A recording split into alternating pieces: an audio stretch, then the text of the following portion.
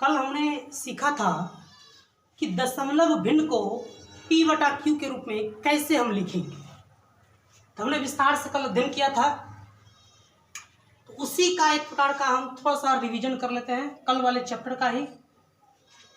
अशांत आवर्ती स्पेशल रूप से, क्योंकि भिन्न में शांत भिन्न भी आता है, अशांत आवर्ती भी आता है और अशांत अनावर्ती भी आता है। तो हम अशांत आवर्ती को यहाँ से एक बार फिर से रिवीजन कर रहे हैं। हम इसके बारे में कल पढ़ चुके हैं, थोड़ा सा फिर से रिवीजन कर लेते हैं। तो अशांत आवृत्ति को P बटा Q के रूप में हम लिखने के कुछ रूल बता दिए हैं भाषा। कल हम ऐसे ही हल किए थे, आज हम कुछ भाषा लिख दिए हैं, थोड़ा समझ आ जाएगा यहाँ से। तो पहला है कि दिए गए दशमलव भिन्न को x के बराबर कर समीकरण बना लेना है। जैसे हमको कोई क्वेश्चन दे दिया कि 13.256 क्या करना है, अशांत आवर्ती यानी आवर्त चढ़ा हुआ होना चाहिए। ये हो गया आवर्त, हो गया। अब ये दशमलव भिन्न जो है ये बन गया, अशांत आवर्ती बन गया। इसको हमें P बटा Q के रूप में लिखना है। पहला काम क्या करना है कि दिए गए दशमलव भिन्न को, ये जो दशमलव भिन्न दिया हुआ है, इसको x के बराबर कर समीकरण बना लेना है। कैसे? तो ऐसे हम क्या करेंगे, लिखेंगे कि माना x बराबर 13.256। आवर्त को हटा देना है। यहाँ जब x, ये समीकरण बनाएंगे, पहला समीकरण x बराबर इतना हो गया, समीकरण हम बना लिए। पहला जो बिंदु है वो हमारा खत्म है। अब दूसरा जो काम है कि दशमलव को उस अंक के आगे रखना है जिस अंक से आवर्त शुरू होता है। तो यहाँ पर आवर्त किस अंक से शुरू हो रहा है, आवर्त शुरू हो रहा है 5 से। इसका मतलब है कि दशमलव को हमको 5 के आगे रखना है। अब दशमलव ऐसे ही तो नहीं आ जाएगा, यहाँ पर उसको लाने की कुछ प्रक्रिया की जाती है। हम यहाँ पर लाएंगे, इसका मतलब दाहिनी तरफ बढ़ाएंगे। और हम कल बताए थे कि जितना अंक दाहिनी तरफ बढ़ाएंगे, एक पर उतना जीरो रख करके गुना किया जाता है। हम दाहिनी तरफ बढ़ा रहे हैं, इसका मतलब कि एक अंक बढ़ा रहे हैं, इसका मतलब 10 से हमको इससे गुना करना पड़ेगा। तो चलिए गुना कर देते हैं। तो दोनों तरफ 10 से गुना करने पर तो जब 10 से गुना करेंगे तो क्या बनेगा, 10x बन जाएगा। अब 10 से गुना करेंगे, दशमलव एक अंक आगे चला जाएगा, 5 6 हो जाएगा। समीकरण 2, दूसरा काम मेरा खत्म हो चुका है। क्या था कि दशमलव को उस अंक के आगे रखना है, दशमलव को उस अंक के आगे रखना है जिस अंक से आवर्त शुरू होता है। जहां से जिस अंक से आवर्त शुरू होता है, दशमलव उस अंक के आगे रखना है। तो यहाँ रखने के लिए एक अंक आगे यानी दाहिनी तरफ जाना पड़ेगा, इसलिए एक पर एक जीरो यानी 10 से दोनों तरफ गुना करना पड़ेगा।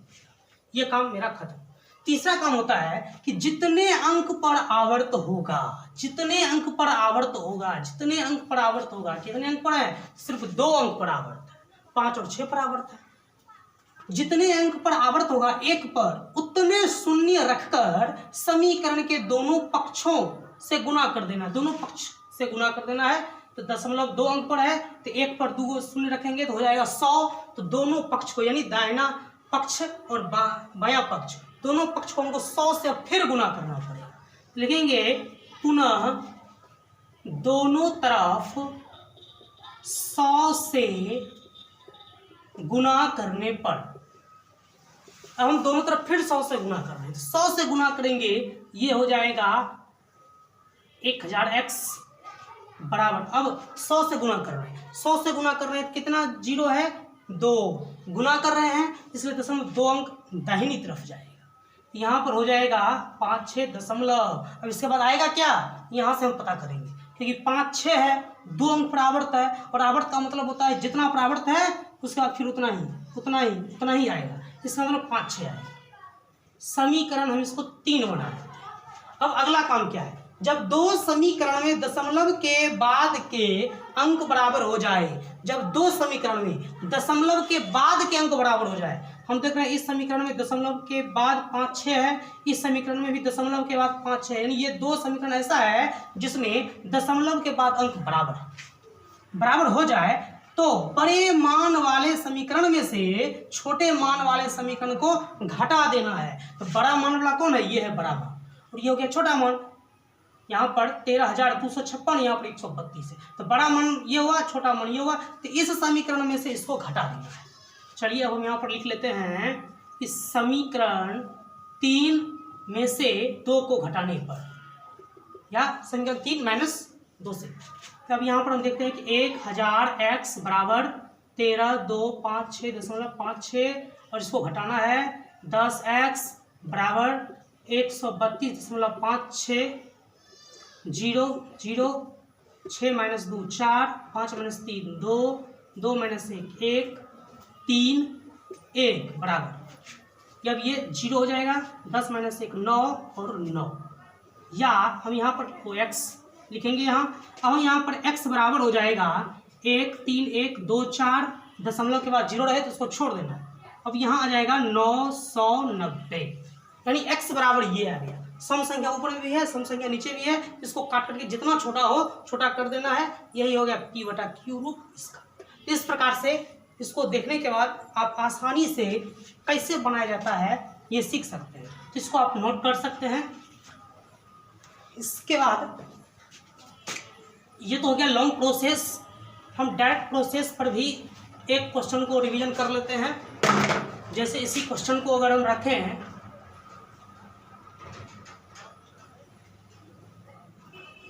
कि डायरेक्ट कैसे बनेंगे, तो हम बताए थे सीधा साधा संख्या रख देना है, दशमलव आवर्त सबको भूल जाना है। चलिए भूल गए। अब क्या करना है, घटाना है। किसको घटाएंगे, हम बताए हैं जितने पर आवर्त नहीं होगा उसको घटाना है, जिस पर आवर्त नहीं होगा। यहाँ पर देख रहे हैं 1 3 2, इस पर आवर्त नहीं है तो 132 हो गया, 132 को घटा देना है। नीचे में 2 काम करते हैं, 9 खोजते हैं और 0, तो 9 कितना, तो जितने अंक पर आवर्त होगा उतना 9, तो देख रहे हैं 2 अंक पर आवर्त है इसलिए 2 9 लिखेंगे। उसके बाद हम बताए थे 0 कितना, तो 0 लिखने के लिए हम क्या करते हैं कि जितने अंक पर आवर्त है उसको छोड़ देते हैं, दशमलव से पहले जो अंक है उसको भी छोड़ देते हैं। अब कितना अंक बच गया, सिर्फ और सिर्फ 1 अंक बचा, इसलिए 1 0 दे देंगे, बस हो गया। इसको हम ऐसे बना लेंगे 4 2 1 3 1/990, ये हो गया। इस प्रकार से हम क्वेश्चन को बना सकते हैं, p/q के रूप में लिख सकते हैं। चलिए बोर्ड किस टाइप से हमें इससे संबंधित क्वेश्चन पूछेगा उसको हम देख लेते हैं। यहाँ पर मैंने 3 क्वेश्चन रखे हैं, बोर्ड इसी टाइप से कुछ क्वेश्चन पूछ सकते हैं। जैसे ये है कि 1.73 आवर्त p/q के रूप में होगा, मतलब इसको p/q के रूप में जब लिखेंगे तो क्या होगा, चारों ऑप्शन में से कौन है जो इसका p/q रूप है, तो हम देख लेते हैं। ये हम बताए हैं, इसके जरिए हम हल कर लेंगे, लेकिन ऑब्जेक्टिव में है हम लॉन्ग प्रोसेस में नहीं चलेंगे, हम शॉर्टकट चलेंगे। तो हम सीधा साधा अंक लिखेंगे, 173 लिख लिए। हम बताएं किसको घटाएंगे, उसको घटाएंगे जिस पर आवर्त नहीं होगा।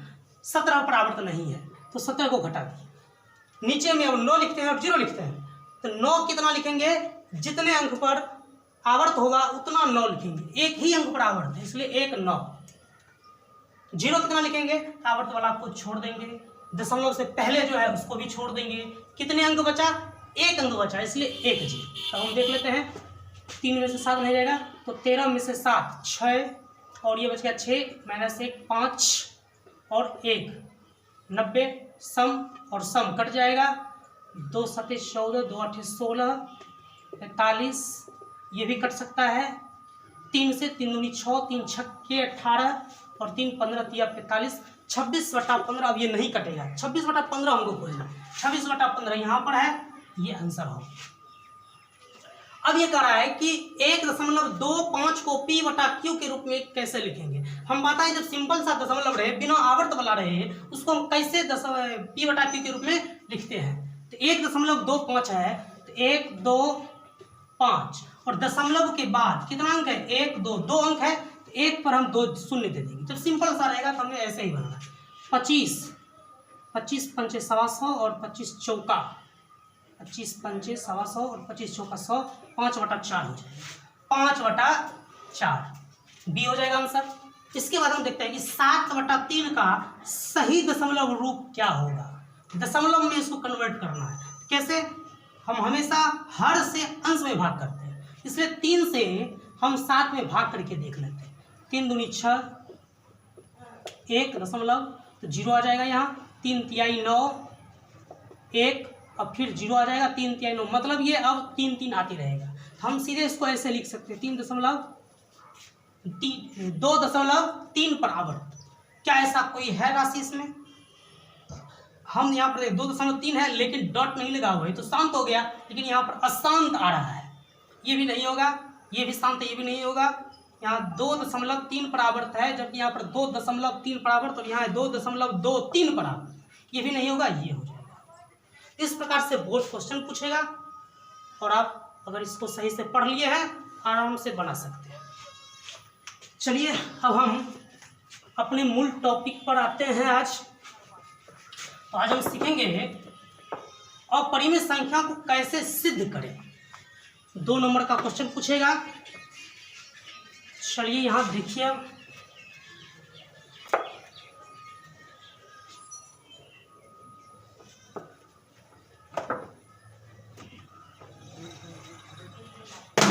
क्वेश्चन कुछ ऐसा दे सकता है,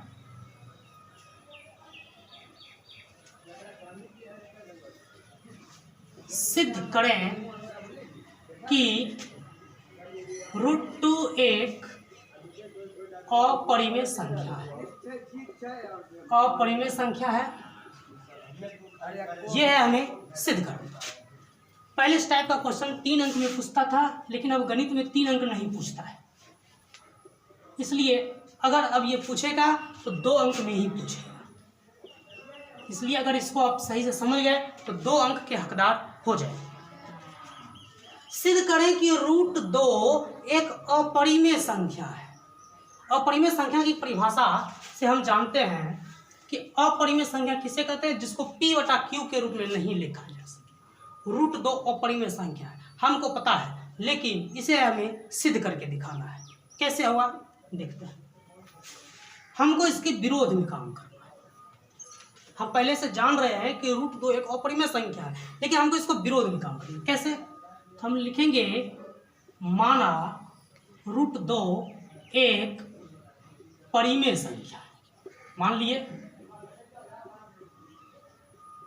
परिमेय संख्या है। जब ये √2 एक परिमेय संख्या है तो परिमेय संख्या का रूप क्या होता है? P/Q, जहाँ Q 0 के बराबर नहीं होगा, यानी हर 0 नहीं होगा, अंश भले ही 0 हो जाए, तो वो परिमेय संख्या का रूप है। और √2 को हम जबरदस्ती यहाँ पर मान रहे हैं कि परिमेय संख्या है, इसका मतलब इसको P/Q के रूप में लिखा जा सकता है हमारी मान्यता के अनुसार। चलते हैं। तो इसलिए अगर हम मान लिए हैं कि माना √2 एक परिमेय संख्या है, तो इसलिए √2 P/Q होगा। यहाँ पर कुछ शर्त लिखना है। P/Q माने क्या? थोड़ा सा देख लीजिए। परिमेय संख्या और भिन्न, थोड़ा सा डिफरेंस होता है भिन्न में और परिमेय संख्या। और कहें ये दोनों क्या है? ये दोनों भिन्न है। परिमेय संख्या कौन है? ये दोनों परिमेय संख्या है। फिर अंतर क्या है? अंतर थोड़ा सा है, बस थोड़ा सा। ये शुद्ध परिमेय संख्या है, लेकिन ये अभी केवल एक भिन्न है। परिमेय कब होगा? परिमेय तो है ही, लेकिन शुद्धता इसमें उतनी नहीं है जितनी इसमें है, क्योंकि प्रत्येक परिमेय संख्या को जब हम लिखेंगे तो वो मानक रूप में होना चाहिए, और हम मानक रूप बता चुके हैं। अगर कटने वाला है तो उसको काट देना है, छोटा कर देना है, वो आ जाता है शुद्ध परिमेय। तो 4 दूनी 8 या 4 इकाई 4 और 4 दूनी 8, यानी 1/2, ये हो गया शुद्ध परिमेय संख्या। यानी जितना भी परिमेय संख्या होता है वो एक प्रकार से मानक रूप में होता है। मानक रूप दोनों का उभयनिष्ठ गुणनखंड 1 होना चाहिए। उभयनिष्ठ गुणनखंड क्या होता है उसको देखिए। जैसे हमको कहें कि 4 और 6 का उभयनिष्ठ गुणनखंड क्या होता है। उभयनिष्ठ गुणनखंड हमको पूछ रहा है कि 4 और 6 का उभयनिष्ठ गुणनखंड क्या होगा। फिर आप 4 और 8 में उभयनिष्ठ गुणनखंड भी समझ जाएंगे। तो 4 का मतलब हुआ 2 गुना 2, 6 का मतलब हुआ 2 गुना 3। तो ऐसा कौन संख्या जो दोनों में मिल रहा है? तो 2 मिल रहा है, यही हो गया उभयनिष्ठ गुणनखंड। यानी 4 और 6 का उभयनिष्ठ गुणनखंड 2 कॉमन, यानी जो दोनों में हो उसी को हम कॉमन कहते हैं, हिंदी में उभयनिष्ठ कहते हैं। यहाँ पर यानी किसी जब दो राशि का उभयनिष्ठ गुणनखंड पूछे तो दोनों को गुणनखंड के रूप में लिख लेना, जो मिल जाए। हो सकता है कि एक मिल गया हमको, एक से ज़्यादा भी मिल जाए, तो जब एक से ज़्यादा मिल जाएगा तो हम यहाँ पर गुना कर देंगे, वो हो जाएगा। यहाँ पर हम देख रहे हैं कि उभयनिष्ठ गुणनखंड 4 और 6 का सिर्फ 2 है, तो 4 और 8 का उभयनिष्ठ गुणनखंड क्या होगा? 4 माने 2 गुना 2, 8 माने 2 गुना 2 गुना, यहाँ पर हम देखते हैं इसका उभयनिष्ठ गुणनखंड क्या होगा? तो 2 मिल गया, एक और 2 मिल गया, तो जितना मिलते जाएगा उसको गुना करते जाएंगे, तो 4 और 8 का उभयनिष्ठ गुणनखंड यहाँ पर 4 हुआ। ये उभयनिष्ठ गुणनखंड नहीं होना चाहिए तो वो शुद्ध परिमेय हो जाता है।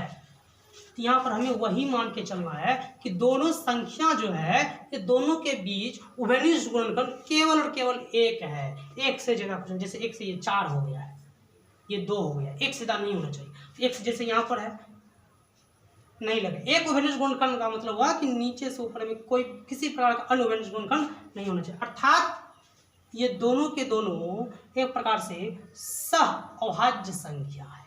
सह-अभाज्य संख्या का मतलब क्या होता है? देख लीजिए, सह-अभाज्य संख्या। सह-अभाज्य संख्या किसे कहते हैं? आपसे कोई पूछे तो आप जवाब दे सकते हैं, जब दो संख्याओं का उभयनिष्ठ गुणनखंड 1 हो, या सीधे करिए केवल 1 हो। जब दो संख्याओं का उभयनिष्ठ गुणनखंड केवल 1 हो तो उन्हें सह-अभाज्य संख्याएं कहते हैं। सह-अभाज्य, तो उन्हें सह-अभाज्य संख्याएं कहते हैं। जब दो संख्याओं का उभयनिष्ठ गुणनखंड 1 हो, जैसे 2, 3, 2, 3 सिर्फ और सिर्फ उभयनिष्ठ गुणनखंड 1 है। उसके बाद आते हैं 3, 4, 4, 5, 5, 6, 6, 7, 7, 8, 8, 9, 9, 10, 10, 11, ये सब उभयनिष्ठ, ये हो गया सह-अभाज्य गुणनखंड, यानी दोनों राशि के बीच सिर्फ और सिर्फ एक अभाज्य गुणनखंड होना चाहिए। चलिए अब आगे बढ़ते हैं।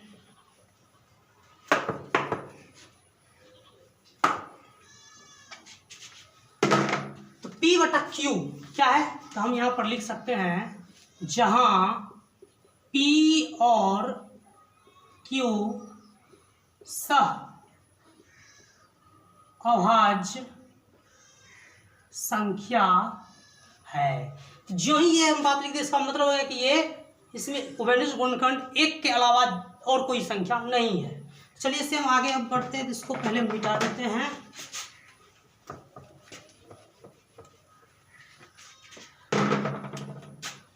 अब क्या करते हैं, यहाँ दोनों तरफ वर्ग कर देते हैं।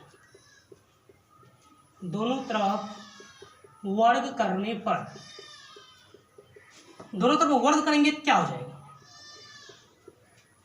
√2 का स्क्वायर बराबर P बटा Q का भी स्क्वायर होगा। √2 का स्क्वायर कितना होगा? तो स्क्वायर का मतलब होता है, जैसे A का स्क्वायर का मतलब हुआ A गुना A, उसी प्रकार से √2 का जब स्क्वायर है तो इसका मतलब हुआ √2 गुना √2, 2 दूनी 4। जब रूट के अंदर बराबर राशि हो तो दोनों को हम गुना कर देते हैं, और 4 का वर्गमूल होता है 2, तो √2 का स्क्वायर होता है 2। जब कोई भिन्न रहे और पूरे का स्क्वायर रहे, इसका मतलब होता है ये स्क्वायर इसके लिए भी है और ये स्क्वायर इसके लिए भी है। इसका मतलब ये हो गया P का भी स्क्वायर है और Q का भी स्क्वायर है। हम तिरछा गुना कर लेते हैं, तिरछा गुना करेंगे तो हो जाएगा 2Q² बराबर P², या Q² बराबर P²/2। इसका मतलब क्या हुआ? इसका मतलब ये हुआ सबसे पहले तो हम जानते हैं पहले से कि P जो है, P और Q में किसी प्रकार उभयनिष्ठ गुणनखंड नहीं है। और यहाँ से अब हम जान रहे हैं इसका मतलब क्या होता है। जैसे हमको दे दे 10/2, जिसका मतलब क्या कि हम हर से अंश में भाग कर रहे हैं, यानी हर से अंश में भाग कर रहे हैं। तो वही यहाँ भी है कि 2p² को विभाजित कर रहा है।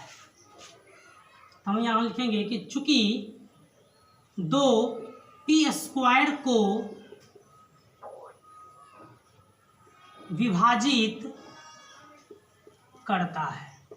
जब 2p² को विभाजित कर रहा है तो यह है अभाज्य संख्या। तो इसलिए अगर ये अभाज्य संख्या है और ये इस p² को विभाजित कर रहा है तो इसका मतलब है कि 2p को भी विभाजित करेगा। अगर ये अभाज्य नहीं होता तो ये रूल लागू नहीं हो सकता था, लेकिन 2 अभाज्य संख्या है, इसलिए अगर अभाज्य संख्या किसी संख्या के स्क्वायर को विभाजित कर रहा है तो इसका मतलब उस संख्या को भी विभाजित करेगा।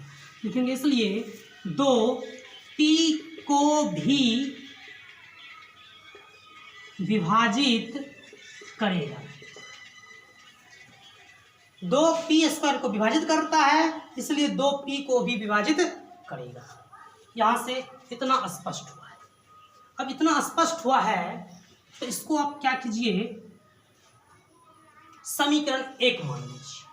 और समीकरण 1 में हम देख रहे हैं इसके नीचे 2 है और ये क्या है, p। तो हम क्या करेंगे, एक बार फिर मानना पड़ेगा। क्या?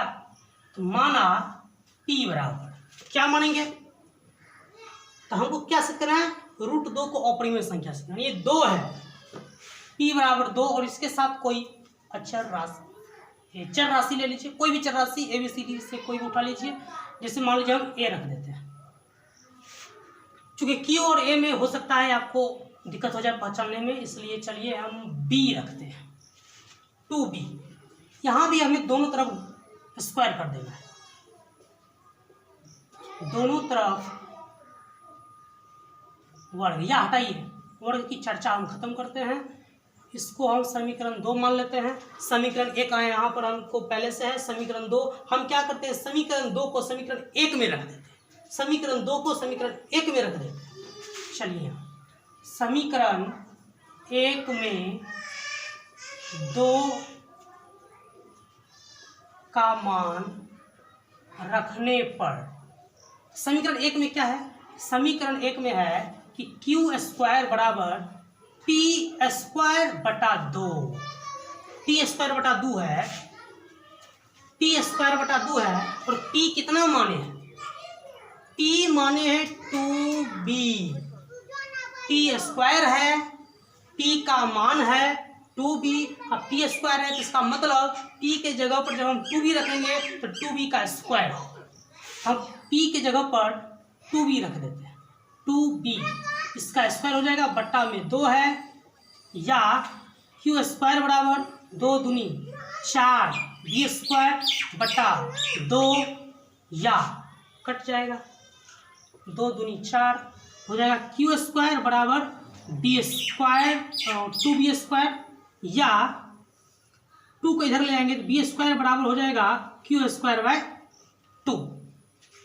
जब यहाँ पर ऐसा रूप आया तो इसका मतलब क्या हुआ कि 2 p² को विभाजित करता है, तो इसलिए 2p को भी विभाजित करेगा। सेम ऐसा ही रूप यहाँ भी है। इसका मतलब क्या होगा, तो लिखेंगे कि चूंकि 2q² को विभाजित करता है, 2q² को विभाजित करता है, तो इसलिए 2q को भी विभाजित करेगा। यहां से यह स्पष्ट होगा, 2p² को विभाजित कर रहा है इसलिए 2p को भी विभाजित करेगा, 2q² को विभाजित कर रहा है इसलिए 2q को भी विभाजित करेगा। यहां से ये दोनों बात से क्या निष्कर्ष निकला, इससे यह निष्कर्ष निकल रहा है कि p और q में 2 से भाग लग रहा है, यहाँ भी 2 से p में भाग लग रहा है, यहाँ भी 2 से q में भाग लग रहा है, और क्या था भिन्न p बटा q, यानी p में 2 से भाग लग रहा है, इसमें 2 से भाग लग रहा है, इसमें भी 2 से भाग लग रहा है, और दोनों में जब 2 से भाग लग रहा है इसका मतलब ये दोनों का हो गया उभयनिष्ठ गुणनखंड। और हम कहे थे कि दोनों सहअभाज्य संख्या है, और सहअभाज्य संख्या का मतलब दोनों के बीच सिर्फ एक उभयनिष्ठ गुणनखंड है। हमको यहाँ पर आ गया 2 उभयनिष्ठ गुणनखंड। इसका मतलब है कि हम जो ये माने हैं ये मानना हमारा गलत हो गया।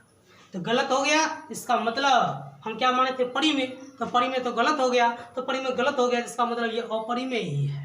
तो इस प्रकार से ये सिद्ध हो जाएगा। तो यहाँ पर कुछ बात को भी लिखना है हमें, जो अभी हम बोले क्या है, यहाँ पर लिखेंगे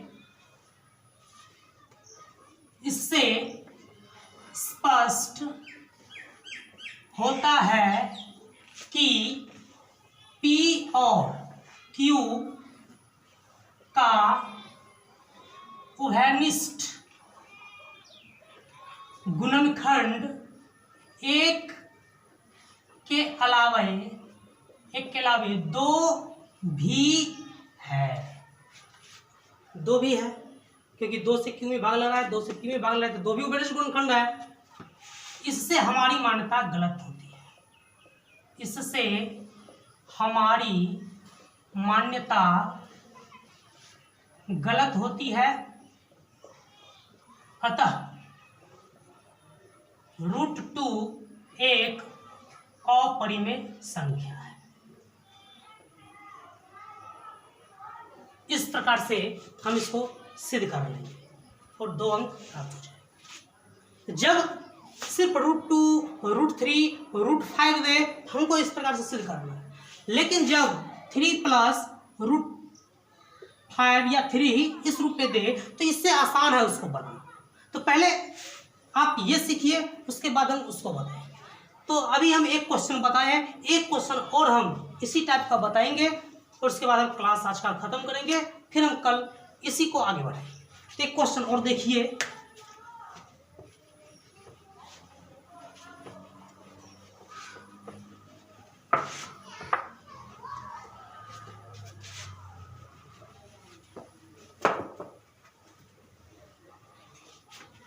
अब क्वेश्चन अगर ऐसा दे दे कि सिद्ध करें कि √3 एक अपरिमेय संख्या है। √2 हम सिद्ध कर चुके हैं, अगर उसमें आप सही से समझे हैं तो ये तो हल कर लेंगे, लेकिन जरा सा भी आप समझे तो इससे क्लियर हो जाएगा। तो हम क्या करेंगे, सबसे पहले तो माना √3 इसके विरोध में आ जाएंगे कि भाई तुम अपरिमेय कर रहे हो, हम अपरिमेय नहीं मानेंगे, हम इसको परिमेय मानेंगे।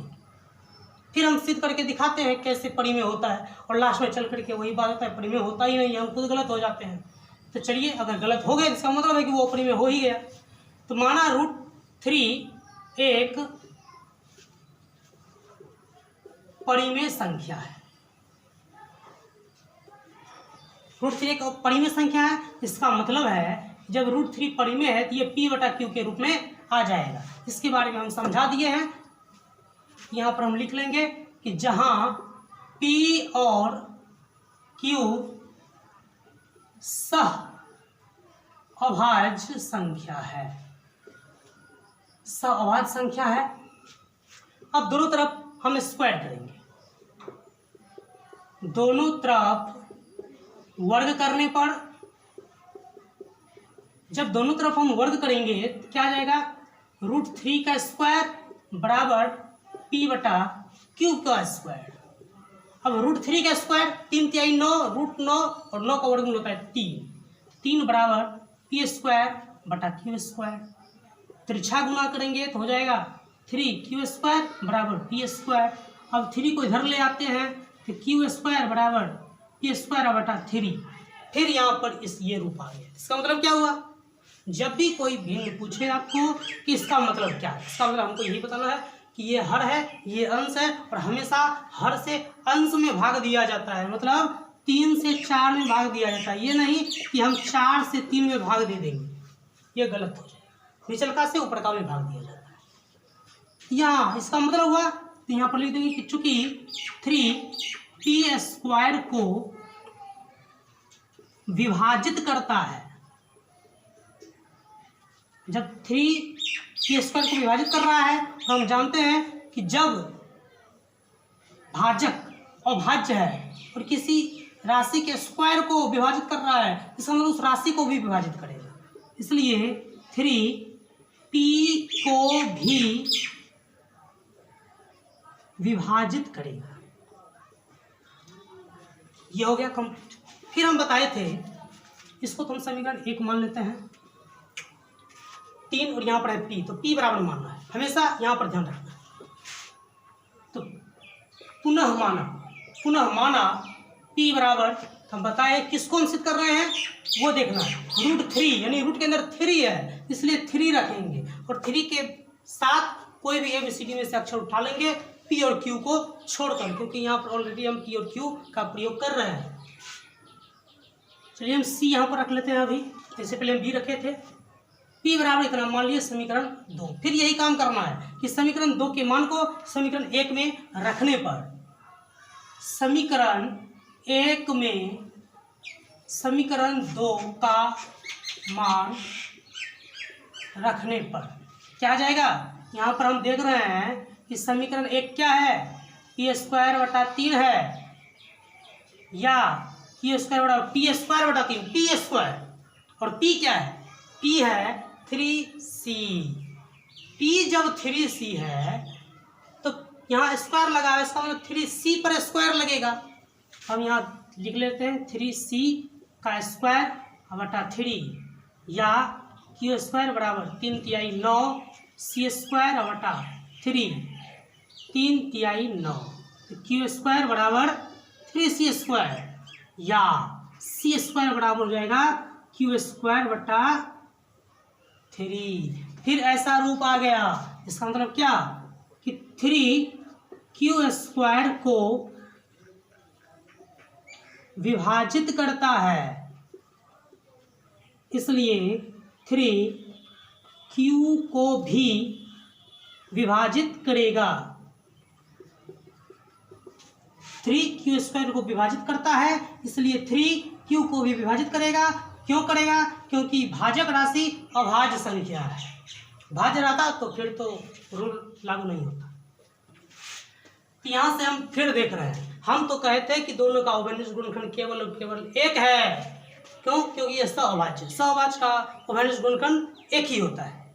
यहाँ तो ये सहअभाज्य संख्या है, तो इसलिए इसका अवैनिष्ट गुणनखंड एक हो गया। जब एक हो गया तो यहाँ पर हम देख रहे हैं कि 3 से p में भी भाग लग रहा है और 3 से q में भी भाग लग रहा है। 3 से p में भी भाग लग रहा है, 3 से q में भी भाग लग रहा है। ये तो बात ही गलत हो गई, यानी हम जो माने थे इसका मतलब वो गलत हो गया। फिर वही बात अपरिमेय संख्या हो गया। क्या लिखेंगे, इससे स्पष्ट होता है कि p और q के अवैनिष्ट गुणनखंड एक के अलावे 3 भी है। इससे हमारी मान्यता गलत होती है। अतः √3 एक अपरिमेय संख्या है। √3 एक अपरिमेय संख्या है। इस प्रकार से आप क्वेश्चन को सिद्ध कर सकते हैं और 2 नंबर आपको मिल जाएंगे। तो सिद्ध करें, आज हम √2 सिद्ध कर लिए हैं, √3 सिद्ध कर लिए हैं। आप लोग अब √5 और √7 इसके आधार पर आप सिद्ध करके आप ये कोशिश जानने का प्रयास कर सकते हैं कि आपने कितना सीखा नहीं सीखा। ठीक है, इसी चैप्टर को कल फिर हम आगे बढ़ाएंगे। तो आशा करता हूं कि आप आज की क्लास को सही ढंग से समझे होंगे। अगर आप समझ गए होंगे तो ये 2 क्वेश्चन जरूर बना लीजिएगा। धन्यवाद।